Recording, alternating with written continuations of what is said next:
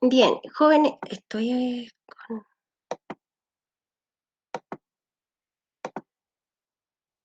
Está bien, ya.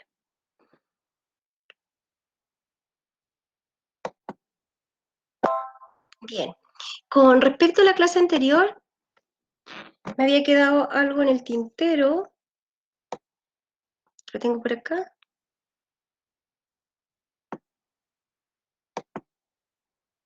Que eran las ceras, ¿verdad? Las ceras, las ceras, son uniones entre ácidos grasos de cadenas muy largas con un alcohol, de un carbono. Muy bien. ¿Dónde hay ceras? Sobre las hojas, sobre los pétalos, frutos, y también la cera de abejas. Ahí está la fórmula de la cera de abejas. Se fija, se une un ácido graso, este sería el ácido graso, el palmítico, es un ácido muy frecuente en las grasas saturadas, la grasa. ¿Y por qué me di cuenta que un ácido graso? Porque tiene el grupo carboxílico, ¿ya? Y aquí está el alcohol, por el grupo funcional. Y esta es la cera de abejas. Muy bien, algo que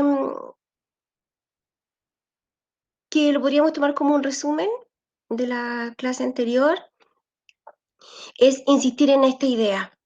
Recuerden que habitualmente nuestras células utilizan la glucosa para fabricar ATP, pero también el ATP se puede formar a partir de los lípidos y también a partir de las proteínas, de los aminoácidos. Entonces se puede obtener ATP en este orden: de la glucosa, ácidos grasos y los aminoácidos. Y lo que yo les mencionaba en la clase pasada, ¿verdad? Que hay una puerta de entrada, que es una sustancia de 2 carbonos, el acetilo, ¿verdad? Que esta es la puerta de entrada para el ciclo de Krebs. El ciclo de Krebs es parte de un proceso que permite formar ATP en las mitocondrias. Entonces, esta es la puerta de entrada para la glucosa, habitualmente, ¿verdad? Porque siempre hay glucosa en nuestra sangre, porque todos los alimentos tienen glucosa, pero también podría venir, ¿verdad?, de los ácidos grasos, Cuando nuestro organismo utiliza los ácidos grasos para obtener energía, solamente en caso de que no exista glucosa en nuestro organismo. Es decir, podría ser un ayuno prolongado o también actividad física. Y para nuestras células, utilizar aminoácidos en realidad constituye un proceso autodestructivo. Entonces, eso teníamos pendiente de la clase anterior. Profe, ese proceso en donde el cuerpo necesita la energía oxidada del ciclo de Krebs.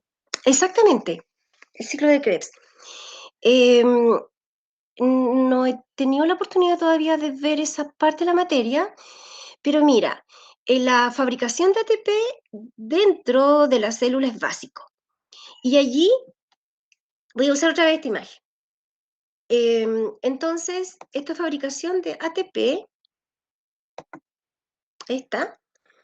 el ciclo de Krebs ocurre dentro de las mitocondrias y son puras reacciones químicas que permiten obtener unas coenzimas reducidas, ¿verdad?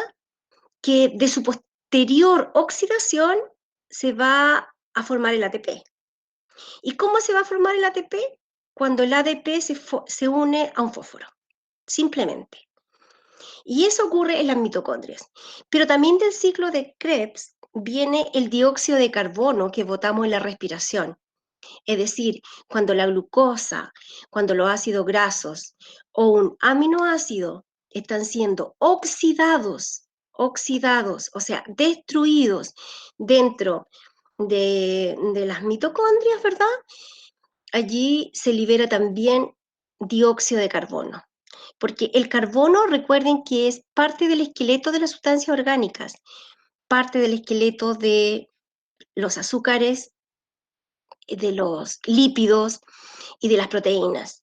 Entonces, la respiración celular consiste en procesos netamente catabólicos, donde se van rompiendo enlaces y se va sacando este carbono esqueleto, podríamos decir. Y se va sacando los extremos, donde está el grupo carboxílico. Entonces, ese grupo, por eso que es el ácido pirúvico, por ejemplo, ¿verdad? Y de ese grupo carboxílico, el COOH, de ese grupo, ¿verdad? Es el dióxido de carbono. El grupo carboxílico tiene COOH, es un grupo funcional, y el COO se libera como dióxido de carbono de nuestras células, la sangre y posteriormente en nuestros pulmones. Y el hidrógeno de ese grupo funcional permite reducir coenzimas, o sea, armar coenzimas. Ese hidrógeno se agrega a las coenzimas y posteriormente, ¿verdad? Esas coenzimas son oxidadas y de ahí aparece el ATP. Eso se llama respiración celular. Si ustedes desean, yo le puedo hacer un pequeño resumen de eso, pero tendría que ser la próxima clase para prepararme con imágenes. Pero no se Bueno, me tía. olvida. ¿Ok? Ok, dejamos para la próxima clase. Ya. Pero me preparo mejor con imágenes, porque mira, aquí es un resumen de lo que le estoy diciendo. Pero en realidad, ¿qué necesito decirles en este momento? Que tanto los carbohidratos, ¿verdad? La vez pasada vimos los carbohidratos y los lípidos, ellos, ¿verdad? A partir de ellos se puede formar ATP, pero también de las proteínas, de los aminoácidos.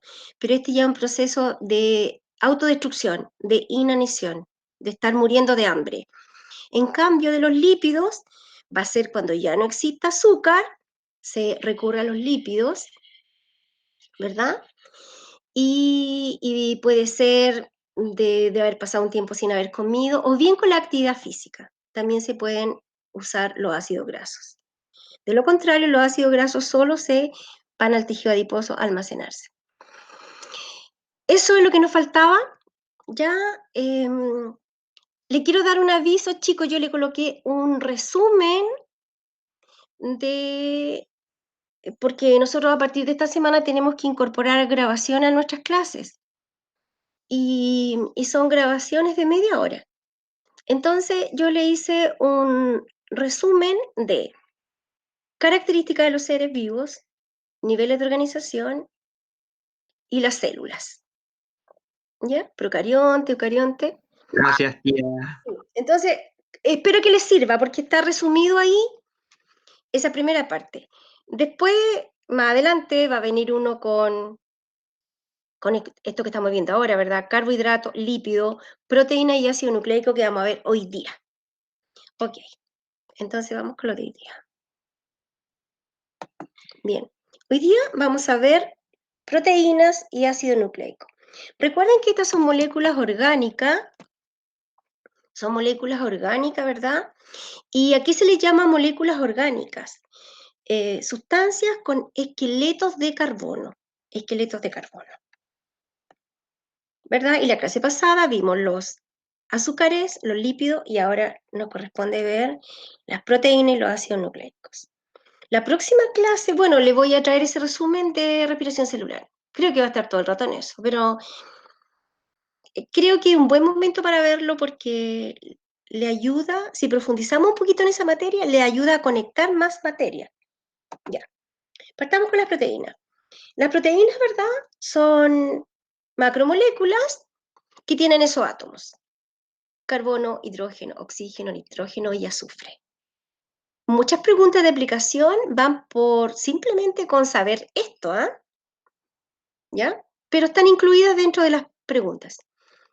La molécula o monómeros son los aminoácidos.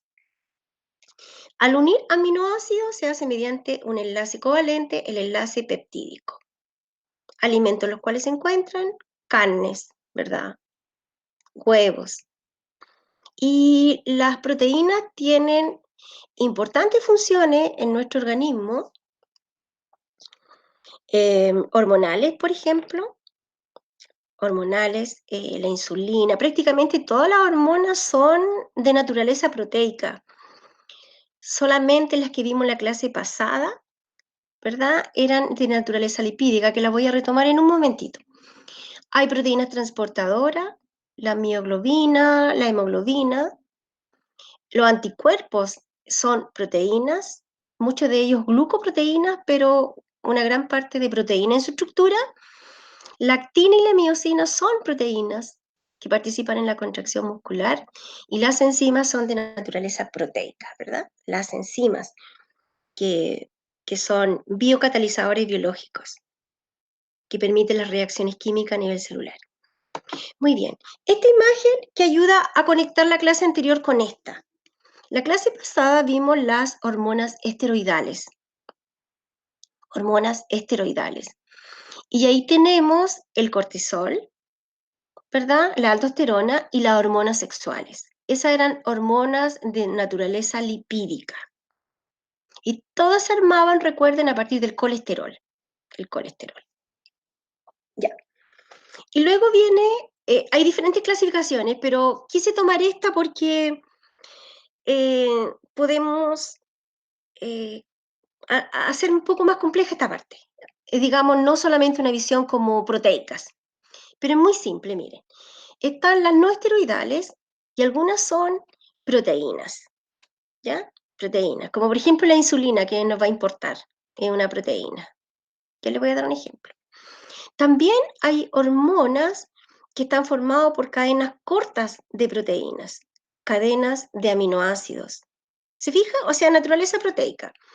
Y allí, por ejemplo, la oxitocina, hormona importante, la DH.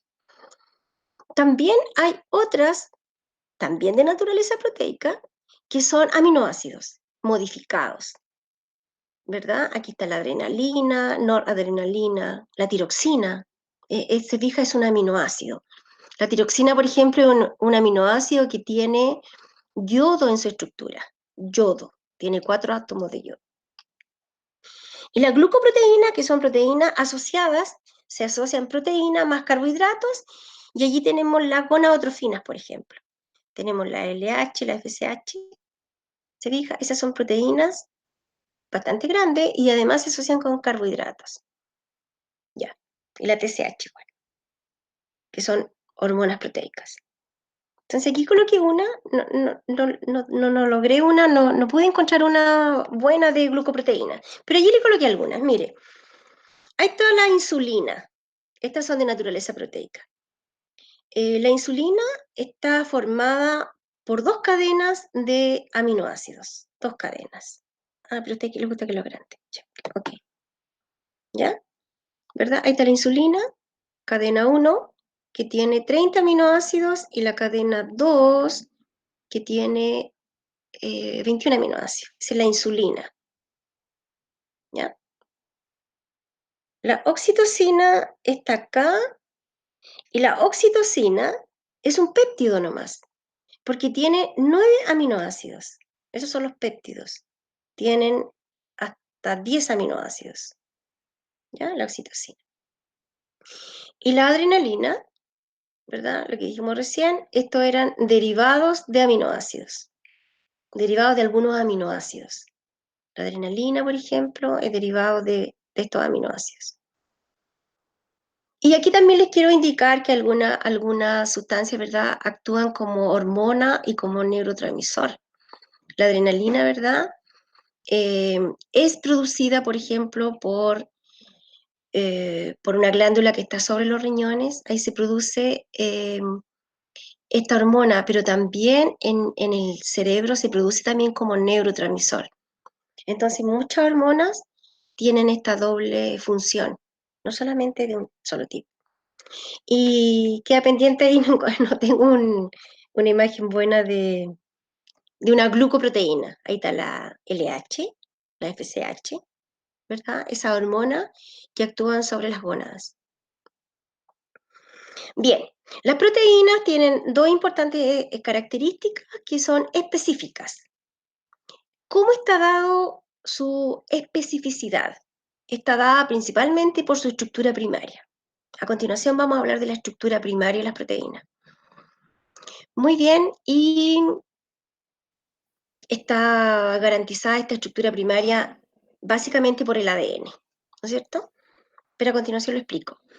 Y además, porque cada organismo tiene sus propias proteínas específicas, jóvenes. Hay proteínas que son exclusivas en cada una de nosotros. Y estas proteínas, cuando nos damos cuenta de la presencia de estas proteínas, en la compatibilidad de órganos. Allí, ¿verdad? Estas proteínas se hacen presentes, que son únicas en cada organismo y, por ejemplo, rechazan órganos. Bueno, y esto mismo permite armar árboles filogenéticos, digamos, de herencia. También las proteínas se pueden desnaturalizar. ¿Qué es lo que desnaturaliza principalmente una proteína? La puede desnaturalizar, ¿verdad? Principalmente la temperatura y el pH. Pero también la atracción mecánica, es decir, si uno tiene en un tubo de ensayo una solución proteica y la agita demasiado, eso también la puede desnaturalizar. La desnaturalización en el fondo es cuando la proteína se desenrolla, ¿verdad? Y si se desenrolla, se pueden romper algunos puentes de hidrógeno o algún otro tipo de enlace. Una proteína desnaturalizada, ¿verdad? Puede precipitar, o sea, armar un conchito, ese es un precipitado, caer. Bien, y tengo una imagen para mostrarles esto. A ver, parece que hay una continuación. Bueno, y al revés, la renaturalización, ¿verdad? Podría ser una proteína que recupera su... no está aquí. ¿Dónde está? Aquí está. ¿Verdad? Ahí tenemos la primera imagen muestra una proteína en su formación nativa, ¿verdad? Con enlaces intercadena, podríamos decir, intercadena. Y a continuación, en la siguiente imagen se ve una proteína desnaturalizada. Se rompieron esos enlaces, esos enlaces. Pero si esta proteína que perdió esos enlaces, que podrían ser, por ejemplo, solo una estructura secundaria con enlaces de hidrógeno, podría recuperar su estado nativo, ¿verdad? Y eso se llama renaturalización. Ya. En la naturaleza existen 20 aminoácidos. 20 aminoácidos, ¿verdad? Que estructuran toda la infinidad de proteínas que conocemos. Solo 20.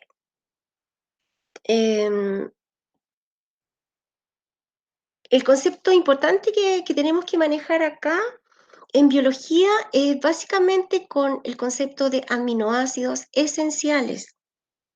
Los aminoácidos esenciales son aquellos que se pueden conseguir solamente a través de lo que comemos, de la alimentación.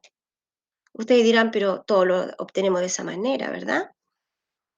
Pero ¿cuáles son los aminoácidos no esenciales?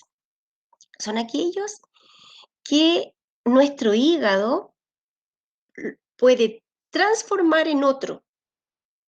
Por ejemplo, el hígado puede transformar una, alanina en una cisteína. Son no esenciales. El hígado tiene esa capacidad de hacer transformaciones de aminoácidos. En cambio, el hígado no puede transformar una cisteína, por ejemplo, en una histidina. No puede. Uno tiene que obtener este aminoácido de lo que comemos, de los huevos, de los cereales, ¿verdad? De la alimentación. Esa es la diferencia. Entonces, miren, esta imagen acá, una manera que le podría ayudar para aprenderse esto, mire, estos son esenciales, la histidina, la isolicina, leucina, lisina, metionina, fenilalanina, ¿ya? ¿Dónde voy ahí? La treonina, el triptófano, la valina. Estos tres que están aquí son no esenciales. Es como una manera, digamos, para ayudar a comprender esto nomás. Estos son no esenciales. Pero nos faltaría la valina. ¿Dónde está la valina? Aquí está la valina. Y nos falta otra más, la última, la arginina. Esta es esencial y la arginina que está acá. ¿Ya? Entonces, estos de aquí, estos, ¿está ahí? Esos no. Ese y la arginina son esenciales. Son aminoácidos entonces que se tienen que conseguir a través de los alimentos. A través de los alimentos. Y son 20 aminoácidos en total. ¿Ya? ¿Se fijan? Igual los aminoácidos. Mire, este es un aminoácido. Por ejemplo, ahí tiene amino, porque tiene el grupo amino, y ácido porque tiene el grupo carboxílico. Aquí está el grupo carboxílico. ¿Ya? Grupo carboxílico, amino, carboxílico, amino, carboxílico. Pero se llaman aminoácidos. Entonces, el resto de la cadena se llama radical. Y esa es la diferencia entre un aminoácido y otro, porque todos los aminoácidos van a tener el grupo amino y el grupo carboxílico. Ya, a esto tenía que llegar. Entonces, aquí tenemos, ¿verdad? Entonces, existen 20 aminoácidos. Existen 10 aminoácidos que son esenciales y se obtienen a través de la alimentación. En cambio, los no esenciales, el hígado puede transformar un determinado no esencial en otro no esencial. Es decir, no es tan urgente obtenerlo, porque si en la construcción de una proteína se necesita uno esencial, y el organismo no lo ingresa por la alimentación, esa proteína no se va a poder construir, no se va a poder construir. Muy bien, y ahí vienen los problemas, ¿verdad?, de tipo hormonal, de anemia, un montón de problemas que se empiezan a producir porque no estamos ingresando los aminoácidos esenciales. Aquí tenemos, ¿verdad? Se me perdió el cursor. Aquí tenemos, por ejemplo, un aminoácido. Aminoácido número 1, cualquiera, valina. Ya. Entonces, este aminoácido tiene un grupo carboxílico y un grupo amino. De ahí su nombre, aminoácido. Bien, este es el carbono central. Este es el carbono central, recuerden, esqueleto, y a este carbono central está unido el grupo carboxílico y el grupo amino. Y aquí dice radical, significa resto. El resto es los otros átomos que tiene este aminoácido. Habitualmente son de cadena muy cortita, como ya se lo mostré anteriormente, ¿verdad? Entonces aquí tenemos aminoácido 1, se enfrenta con el aminoácido 2, te dije aquí está el grupo amino del aminoácido 2, está el grupo carboxílico y está su radical. Entonces, ¿cuál es la diferencia entre un aminoácido y otro? ¿En qué se diferencian? Solo en su grupo radical. Ahí está la diferencia. ¿Ya? Entonces, cada vez que se va a producir un enlace covalente entre aminoácidos, la clase pasada nosotros hablábamos del enlace glucosídico, que era cuando se unía una glucosa con otra, por ejemplo. Ahí se armaba un enlace covalente y se libera agua. Acá lo mismo. Es un enlace, ¿verdad? Pero aquí se enfrenta el grupo carboxílico con el grupo amino, se pierde el agua y este es el enlace peptídico, ¿verdad? Y aquí tenemos ahora un dipéptido, o sea, dos aminoácidos. Dos aminoácidos. Eso se llama enlace peptídico. ¿Podría repetir? Me quedé perdido. ¿En cuál parte? Cuando se une el enlace, cuando un aminoácido se une con otro aminoácido. Perfecto. Ya. Aquí tenemos, mira. Aquí tenemos el aminoácido 1 y el aminoácido 2. Para unirse mediante un enlace covalente, este enlace covalente, cuando se trata de las proteínas, se llama enlace peptídico. Y para que se pueda concretar este enlace, se enfrenta el grupo carboxílico de un aminoácido con el grupo amino del otro aminoácido. Se libera una molécula de agua y ahora queda, mire, CONH. CONH. Y ese es el enlace covalente o enlace peptídico exclusivo de los aminoácidos. Eso.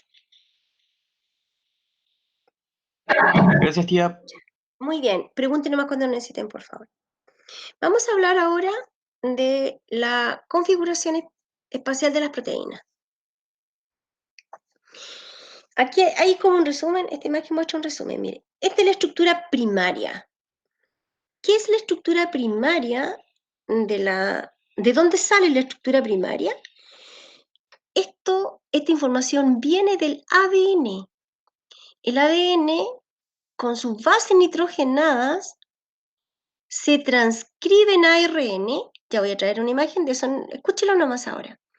Y este ARN mensajero en el citoplasma permite formar proteínas. ¿En qué lugar? Puede ser en el retículo endoplasmico rugoso o pueden ser polirribosomas libres. En ese lugar se arman las proteínas. ¿Cómo se puede armar una proteína? Gracias al ARN mensajero. ¿De dónde salió el ARN mensajero? Y todos los tipos de ARN son una copia complementaria de una hebra del ADN. ¿Ya? De manera que podríamos decir que el ADN habla a través de proteínas, y solo a través de proteínas, en forma exclusiva. ¿Ya? Entonces, la estructura primaria es la secuencia de aminoácidos. ¿Ya? Ya lo estoy haciendo un resumen en este momento. Esta secuencia de aminoácidos, que en realidad fue determinada en un primer momento por el ADN. Entonces, esta proteína tiene ahí, ¿verdad? Combinados los diferentes aminoácidos. Muy bien. Entonces, esta estructura primaria es la que determina la función de la proteína. Por ejemplo, una proteína, no sé, pues tiene tantos aminoácidos y esa proteína se llama hemoglobina. Y esa hemoglobina transporta oxígeno. Entonces, esa es la estructura primaria, ¿verdad? Es una secuencia lineal de aminoácidos. En la estructura secundaria vamos a ver que esta estructura lineal, ahora, en la estructura secundaria, se va a ordenar en forma de hélice, igual que el ADN, o bien en forma de zigzag. ¿Cómo logra esos pequeños giros? Mediante puentes de hidrógeno, que son frágiles. Esa es la estructura secundaria. Luego, en la estructura terciaria, vamos a tener que estas proteínas ya con estructura secundaria, o sea, ya con puentes de hidrógeno, intercadena, se pueden doblar sobre sí mismas, que son proteínas redonditas, las proteínas globulares, o pueden mantener una estructura alargada, las proteínas fibrosas. ¿Ya? Estructura terciaria.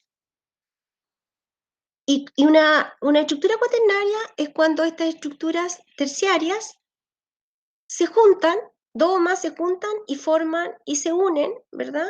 Con enlaces, se llama monómero. Por ejemplo, ahí ustedes pueden ver la hemoglobina con estructura cuaternaria y está formado por 4 monómeros, se dice. 4 monómeros. Ahora ese fue un resumen. Vamos ahora.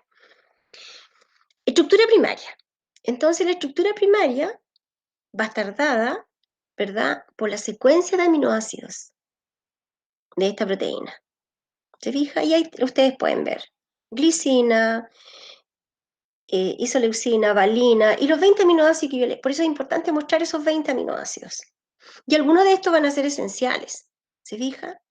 Que que si no están disponibles en la célula, no se va a poder armar una hormona, no se va a poder armar un anticuerpo, no se va a poder armar la actina, la miosina, no se van a poder armar, no se va a poder armar el colágeno, ¿ya? La elastina, no se va a poder armar. Entonces, esa es la estructura primaria. Está dada principalmente, es la secuencia de aminoácidos de la proteína, secuencia de aminoácidos.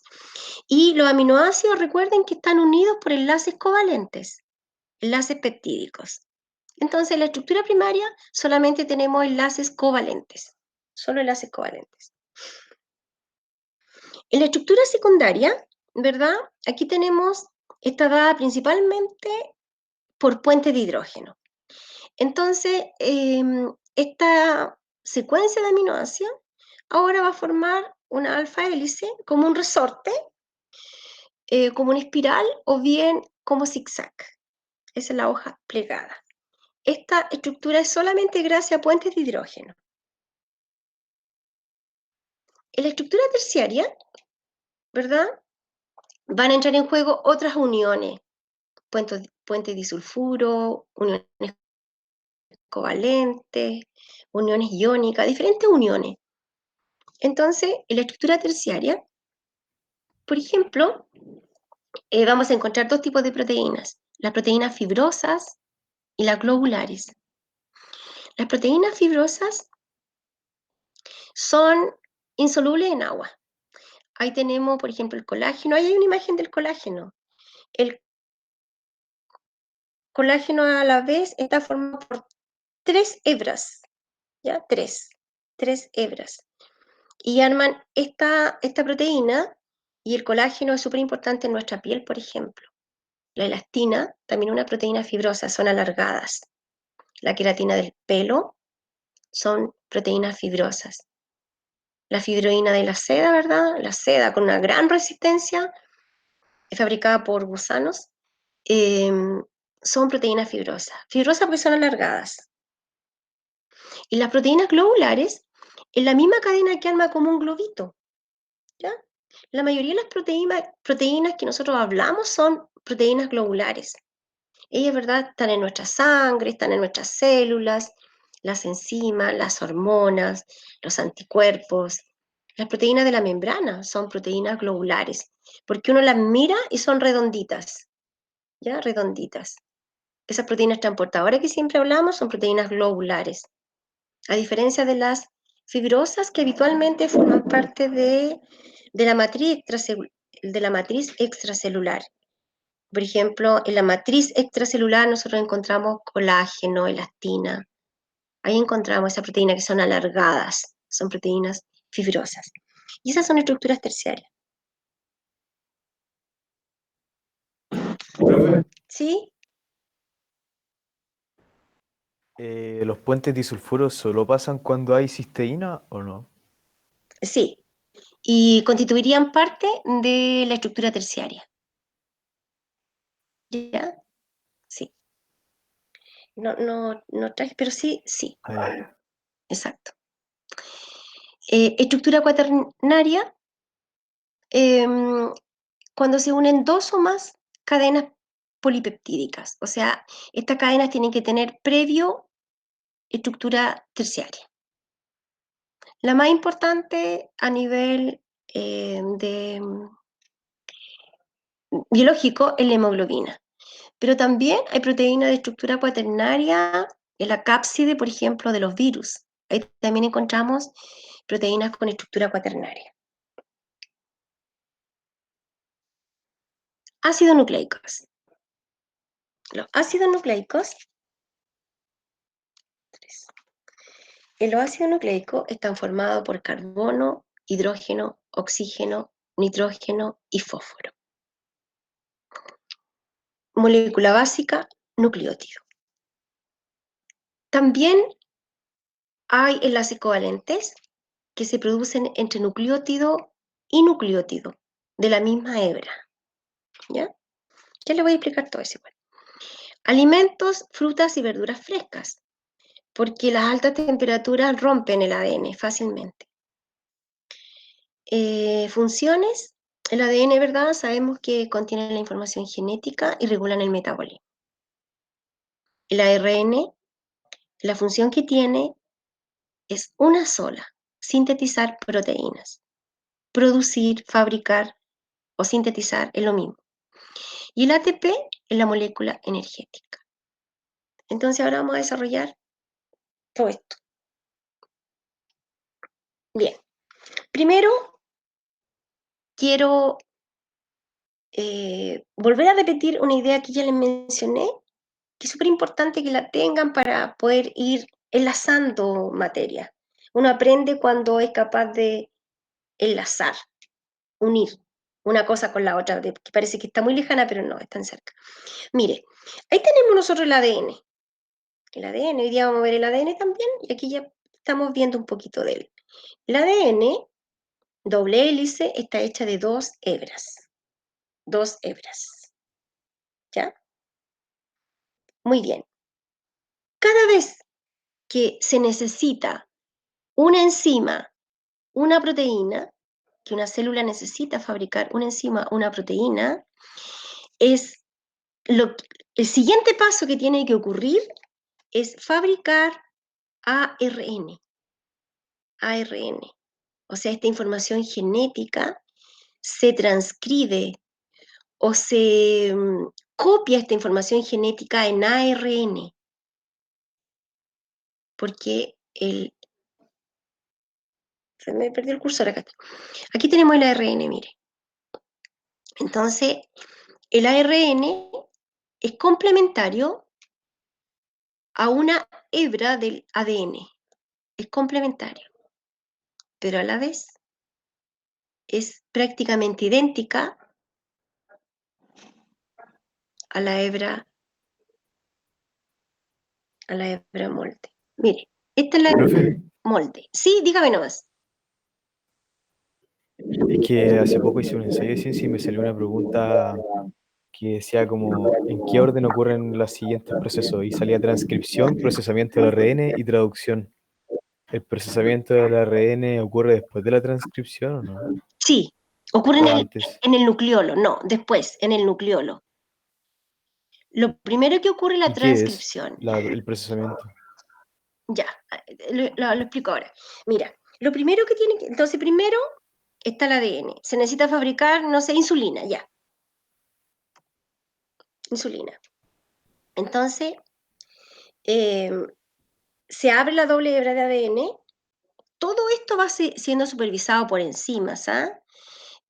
Muchas enzimas que participan, factores de transcripción, pero dejémoslo como enzimas. Ya. Entonces, lo primero que ocurre es la transcripción. Transcribir significa formar ARN. ARN. Este ARN se llama ARN transcrito primario. Entonces, existen tres tipos de ARN, no solamente uno.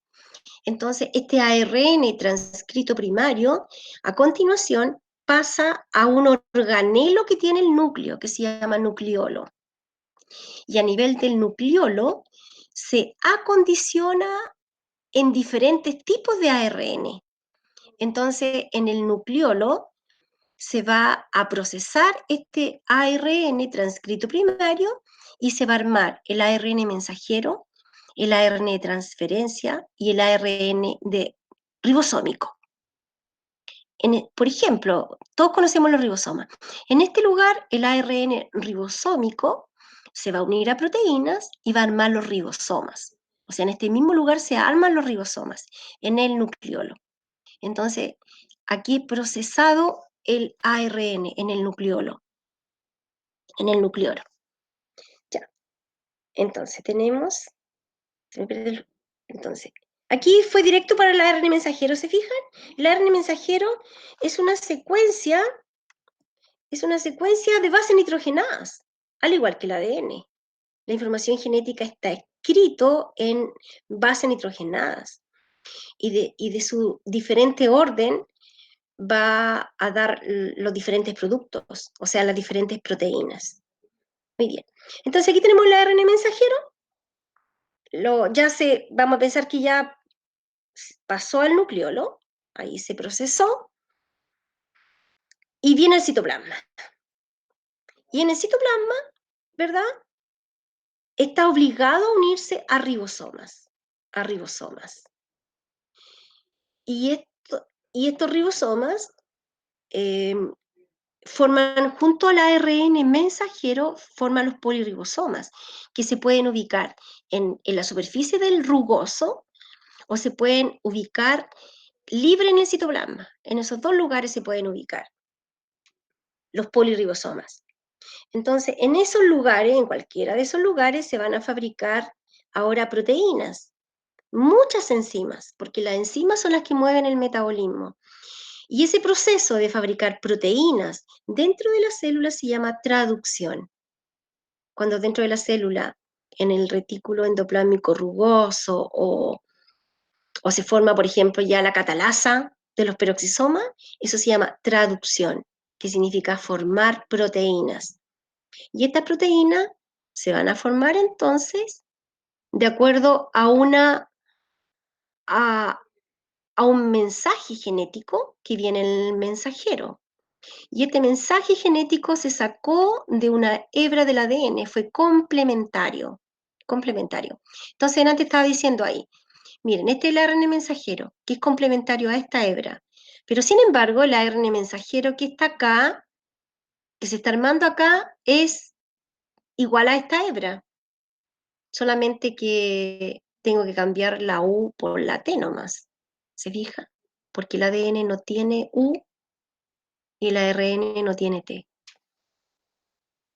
Entonces, lo primero que ocurre es la transcripción, luego pasa a modificarse acá al nucleolo y la traducción.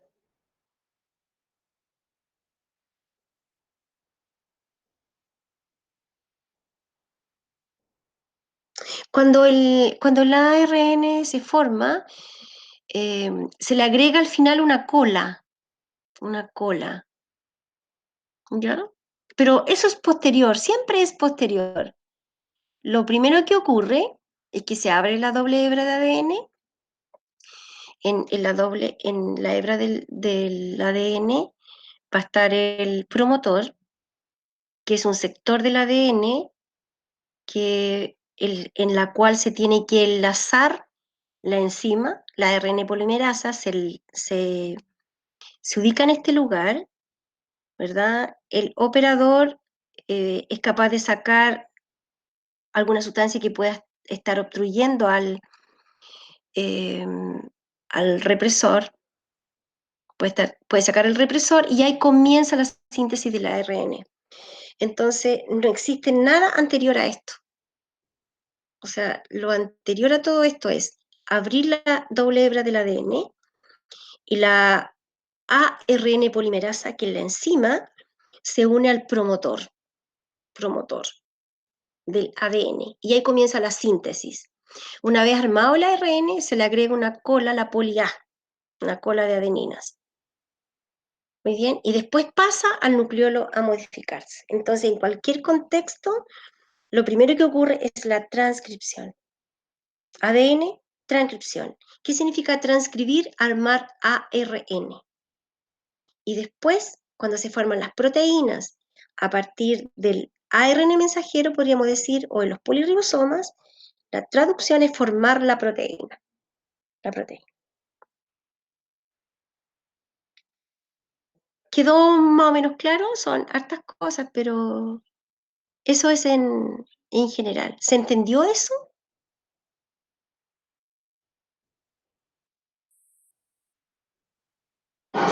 Sí. Sí, a mí me quedó claro. Ya, ok.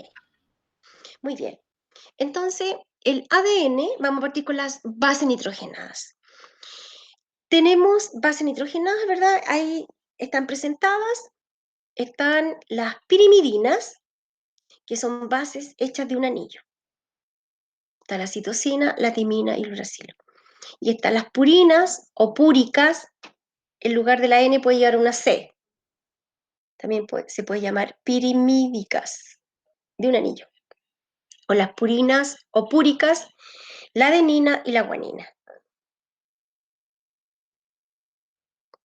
Entonces, el ADN, como está hecho de 2 hebras, lo quiero decir ahora, después lo vuelvo a explicar, siempre se va a unir una ancha con una delgada. La citosina se une con la guanina siempre, ¿verdad? CG y AT.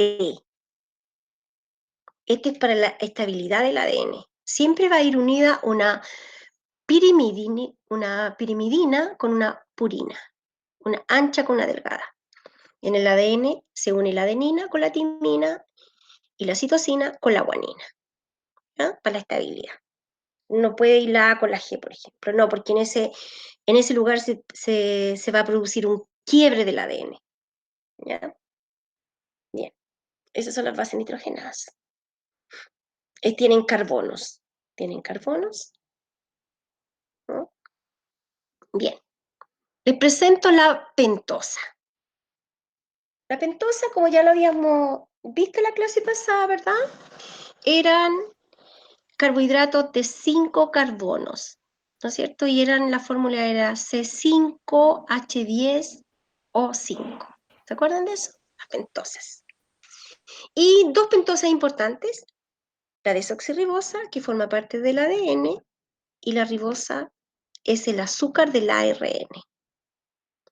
¿Se fijan? Entre ellas hay una pequeña diferencia, prácticamente nada, ¿ya? Por un átomo de oxígeno. Ya.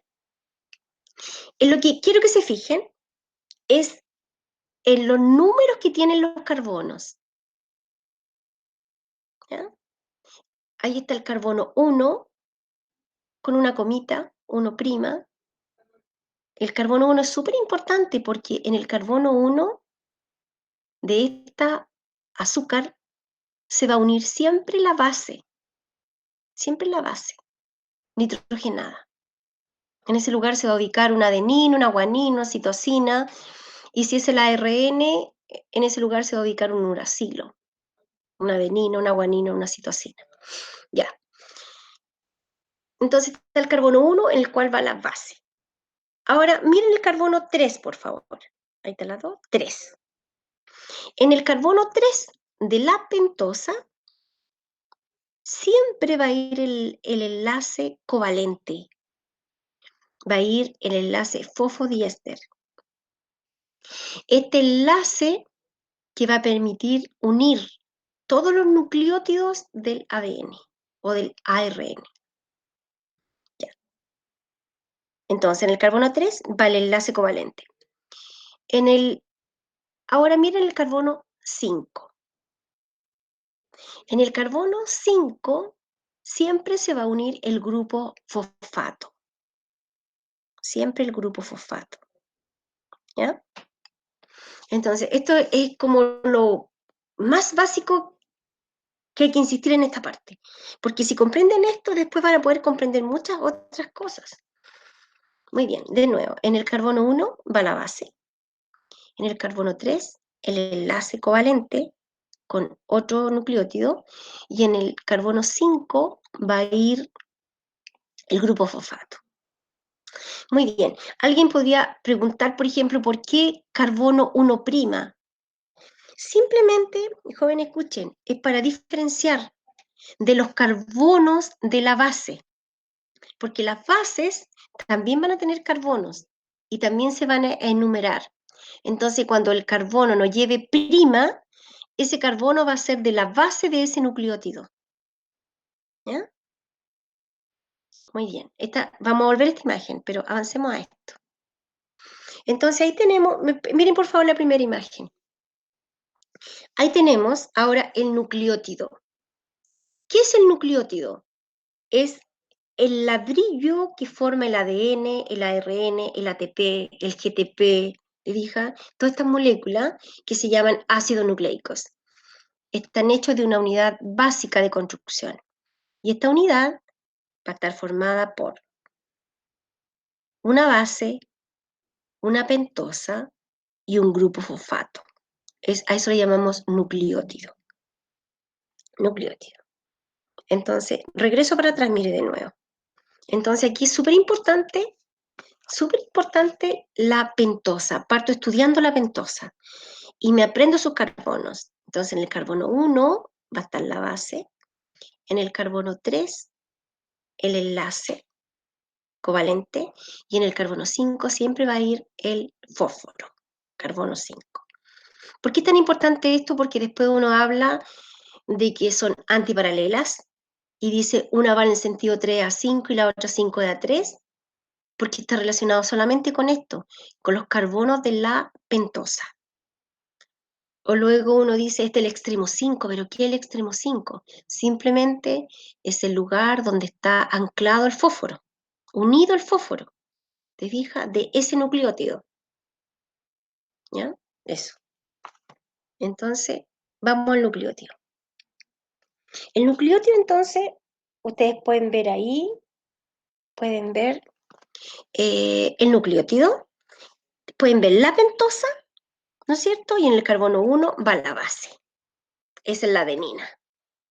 O puedo que no la sepa, pero puede ser, hay dos opciones, puede ser la adenina o la guanina, porque esas dos son anchas, tienen dos anillos. En el carbono 3, aquí no lo muestra, pero ahí va el enlace con otro nucleótido, y en el carbono 5 va el grupo fosfato. Y estos tres componentes forman el nucleótido. ¿Ya? En la segunda imagen, jóvenes, escuchen, ahí tenemos nuestro ATP. Ese es el ATP. Es un nucleótido trifosfato. Es un ácido nucleico. Entonces ahí tenemos nuestro ácido nucleico, ¿verdad? El ATP como tal tiene ribosa. Tiene adenina, de ahí el nombre adenosin, y tiene 3 fósforos, adenosin trifosfato. Entonces, cuando nosotros decimos, delante yo le dije, ¿verdad? De la glucosa, de la oxidación de la glucosa, de la oxidación de los ácidos grasos o de los aminoácidos, se puede obtener ATP. ¿Qué significa eso? Algo muy básico para nuestras células, porque nuestras células no son autotróficas, solamente pueden armar un enlace covalente o lo pueden romper. Es como la gran cosa que hacen. Entonces, cuando en las mitocondrias se forma el ATP, ya está la adenina, está la ribosa y tiene 2 fósforos. Entonces, la energía que se va liberando de la oxidación de las coenzimas, esa energía se utiliza simplemente para unir el grupo fosfato número 3 a toda la otra estructura. Eso es armar ATP para la célula. Es armar un enlace covalente y nada más. ¿Se fijan? Porque esa estructura, el ATP como tal, formar la ribosa, formar la base, eso solamente lo pueden hacer los organismos autotróficos. Para nosotros la síntesis tiene que ver con armar un enlace covalente, unir un aminoácido con otro, ¿ya? Unir una glucosa con otra glucosa en el glucógeno. O después se ocupó la glucosa y se rompe el enlace y a eso le llamamos catabolismo. Eso es todo lo que pueden hacer nuestras células, ¿ya? O de repente pequeñas transformaciones, como delante yo le decía, ¿verdad? Algunos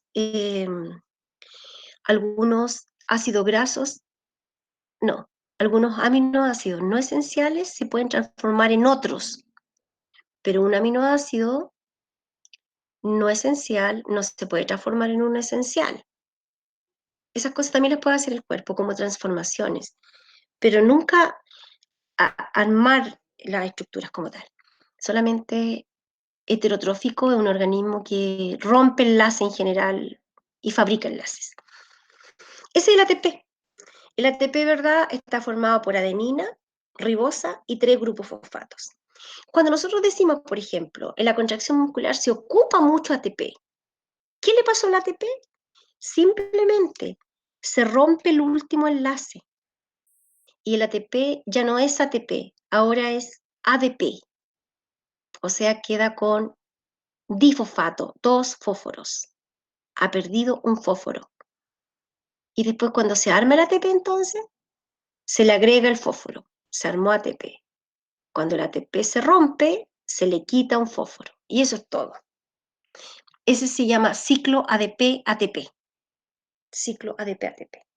Entonces, en la mitocondria lo único que ocurre allí, se ocupa la energía que viene de la glucosa, de los ácidos grasos o de un aminoácido y se arma un enlace químico y nada más. ¿Eh? Nosotros decimos se armó ATP, pero simplemente la construcción de un enlace.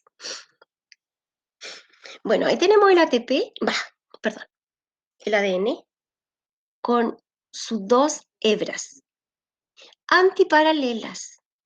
Antiparalelas.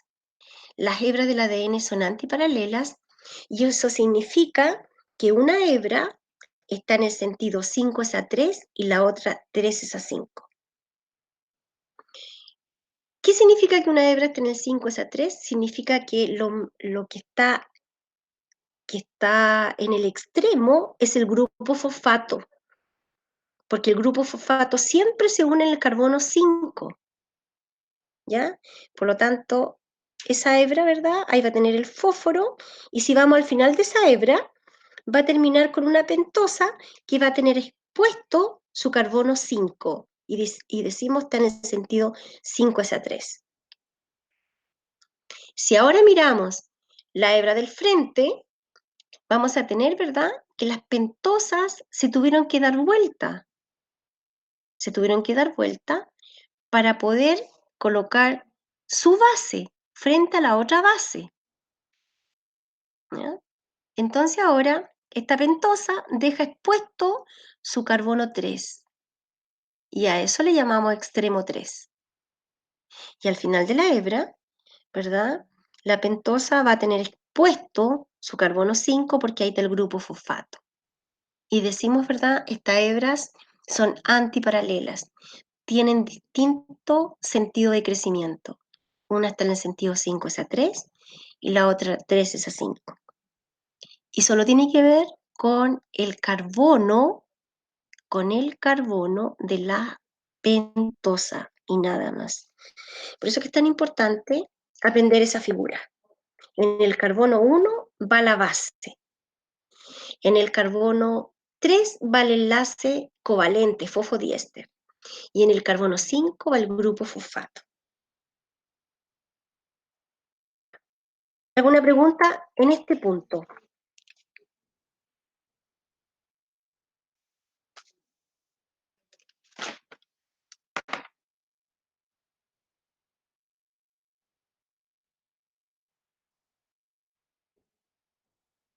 ¿No? ¿No hay preguntas?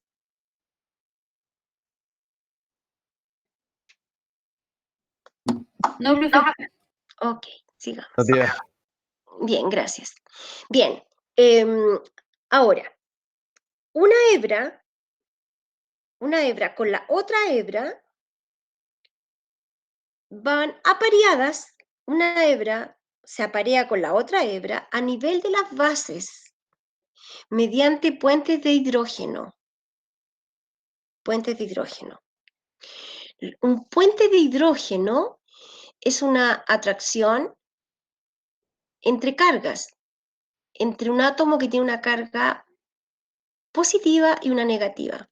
Por ejemplo, el hidrógeno positivo puede establecer atracción con un átomo de oxígeno, como lo que ocurre en el agua y también en el ADN, o bien hidrógeno-nitrógeno. ¿Te fijas? Son enlaces simples porque son solamente atracciones. Entonces, entre la adenina y la timina hay dos atracciones. Hay 2 lugares de atracción entre esas dos moléculas, ¿verdad? 2. Y entre la citosina y la guanina hay 3. Citosina, guanina, hay 3 puentes de hidrógeno. puentes de hidrógeno. Estos puentes son muy fáciles de romper. Con temperatura, por ejemplo, se pueden romper fácilmente estos puentes. Ya. Lo otro que les quiero mencionar en este punto, antes que me olvide, que la cantidad de adenina que tiene el ADN es idéntica a la cantidad de timina. Y la cantidad de citosina es idéntica a la de guanina. Por eso que a mí me pueden decir, por ejemplo, a ver, la timina este ADN hay un 30% de timina. Y me preguntan, ¿cuál es la cantidad de guanina? Entonces, si hay 30% de timina, también hay 30% de adenina. Suman 60, ¿verdad? Y entonces me queda un 40%, que se tienen que repartir en partes iguales entre la citosina y la guanina. Entonces, si hay 30% de timina, 30%, por lo tanto, inmediatamente yo sé que hay 30% de adenina y me preguntan por la cantidad de guanina, va a haber un 20%, ¿verdad? Porque la cantidad de citosina es idéntica a la de guanina. Hay varias preguntas que juegan con eso y se consideran preguntas de aplicación, jóvenes. Entonces, ustedes ahí simplemente tienen que saber que si me dan un valor, yo puedo, a partir de ese valor, puedo deducir todos los otros valores, ¿ya? Si me dicen, a ver, aquí el 10% es de citosina. Entonces, si hay un 10% de citosina, hay un 10% de guanina. Sumaron 20. Me quedan 80, por lo tanto va a haber un 40% de timina y un 40% de adenina. Le repito que saber esto y no olvidarlo le va a ayudar a resolver preguntas de aplicación que se hacen con respecto a este tema. Bien, lo otro que quisiera mencionar en este momento, que el ADN, cuando una célula quiere tener mitosis, se quiere reproducir. ¿Y por qué una célula se quiere reproducir? Porque resulta que es probable que ese órgano, ese lugar, perdió células. A lo mejor perdió células. ¿Por qué perdió células? Por dos razones. O las células murieron de forma natural, porque ya se le acabó su tiempo de vida, o bien porque la persona tuvo una enfermedad y afectó a ese lugar, ¿ya? Entonces la persona puede renovar células o puede regenerar células mediante la mitosis. De manera que el ADN, ¿verdad?, está hecho de dos hebras, pero cuando el ADN cuando esa célula quiere armar más células, entonces el ADN se duplica. Entonces las hebras originales se constituyen hebras molde y se arman las dos nuevas. Entonces eso se le llama duplicación semiconservativa. Se conserva una antigua y se crea una nueva, ¿ya? Muy bien. Pero este tema ya démosle una mirada para algo que cuesta un poco relacionar. Cuando el ADN está hecho de dos hebras, si ese ADN ahora se va a mostrar, o sea, ADN condensado, o se va a mostrar en un cromosoma, ese cromosoma es simple. Y cuando el ADN está duplicado, o sea, con 4 hebras, si lo llevamos a cromosoma, es un cromosoma doble, ¿ya? Entonces, un cromosoma simple tiene 2 hebras de ADN y un cromosoma duplicado tiene 4 hebras de ADN, donde al partirse ese cromosoma, ¿verdad?, se obtienen 2 cromátides idénticas genéticamente. Y en eso consiste la mitosis, ¿verdad? Una célula va a dar origen a 2 células idénticas, porque durante la mitosis lo único que ocurre es que los cromosomas dobles se transforman en simples. Entonces, estas células nuevas ahora tienen la misma información genética que la célula original, ¿ya? Exactamente la misma. Porque en el cromosoma doble, una cromátide es idéntica a la otra. ¿Y dónde está la evidencia? En la primera imagen que podemos ver aquí, mire. Aquí tenemos que, por ejemplo, esta era compañera de esta, ¿no es cierto? Y ahora se armó esta y esta otra. Y si ustedes comparan esta parte, que después va a ser una cromátide, esta es una cromátide, esta es una cromátide, y este es un cromosoma doble con 2 cromátides. Entonces, esto genéticamente es idéntico a esto otro. Entonces, la mitosis, simplemente los cromosomas dobles se separan en simples. ¿Se fija? Y por eso que las células resultantes de la mitosis son idénticas, son clonadas. ¿Ya? Es importante igual ir relacionando al tiro con ese concepto. Bien, aquí hay una imagen que compara un poco el ARN con el ADN. Sé que hemos avanzado hasta este punto, pero igual ahora un pequeño como resumen. Mire, el ARN está formado por una hebra, el ADN por 2. El ARN tiene citosina, guanina, adenina y uracilo, hecho de una hebra. Y el ADN está hecho de citosina, guanina, adenina, no tiene uracilo. En su lugar tiene la timina. Entonces ahí está el ADN con su doble hebra y el ARN con una hebra y una secuencia de bases nitrogenadas. ¿De dónde salió este ARN? Salió, ¿verdad?, del ADN, de una de sus hebras, Ahí está el ARN. También lo quise mostrar porque de repente uno habla y no muestra la imagen y a lo mejor alguno se la aclara al tiro. Miren, ahí está el ARN. ¿Se fija? Ahí está la ribosa, ¿verdad? Si están mirando, miremos aquí. Esta es la ribosa y en su carbono 1 tiene la citosina. Carbono 2, en el carbono 3, este nucleótido se enlaza con el otro nucleótido. Aquí está el nucleótido número 2.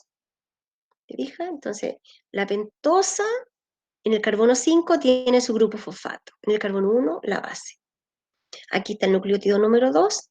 Carbono 1, está aquí la guanina, ¿ya?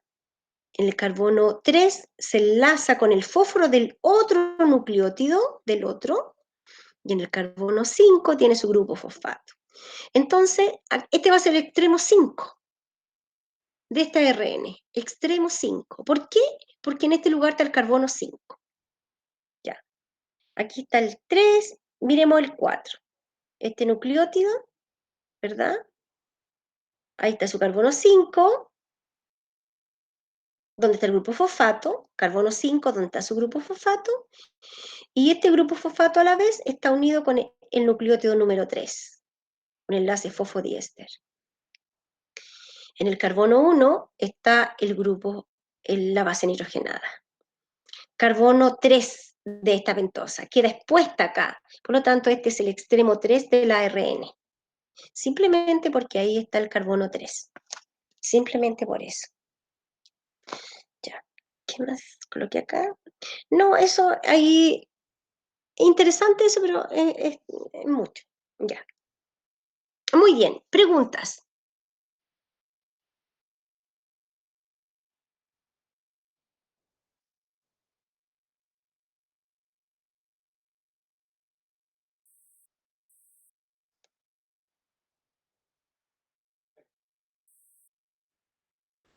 No, profe. Ya. Quiero hacer 2 preguntitas nomás. ¿Qué significa que el ADN sea semiconservativo? Semiconservativo, que la duplicación sea semiconservativa. Que al unificarse una hebra, como completamente Bien. Una hebra, ¿verdad? Sirve de molde y se fabrica una nueva. Eso. Entonces, cuando el ADN se duplica, hay 2 hebras molde y 2 hebras nuevas. Semiconservativo, ¿no es cierto? Ya. Y hoy les quiero preguntar algo. ¿Se escucha bien ¿se escuchan bien? Sí. Ah, ya. Ya. Gracias. Eso. Muy bien. Entonces, la próxima clase yo pensaba partir con membrana, pero fíjense ustedes que vendría bien que yo le repasara respiración celular. Le haría bien porque le ayuda a conectar muchas cosas, muchas cosas. Así que voy a preparar una clase de respiración celular, ¿verdad? Porque hemos hablado mucho del ATP, hemos hablado de los carbohidratos, función energética, el lípido, función energética. Ahora dijimos que los aminoácidos también pueden ser, en caso solo de extremo. Muy bien. Entonces, Profe, sí, ¿le podría hacer una pregunta externa? Es muy cortita. dime. Es que tengo una imagen y necesito saber qué molécula es esta. Voy a prender la cámara. No sé si es que se me... ¿Se alcanza a ver? Esa. Ese de ahí. Yo diría que es La colesterol o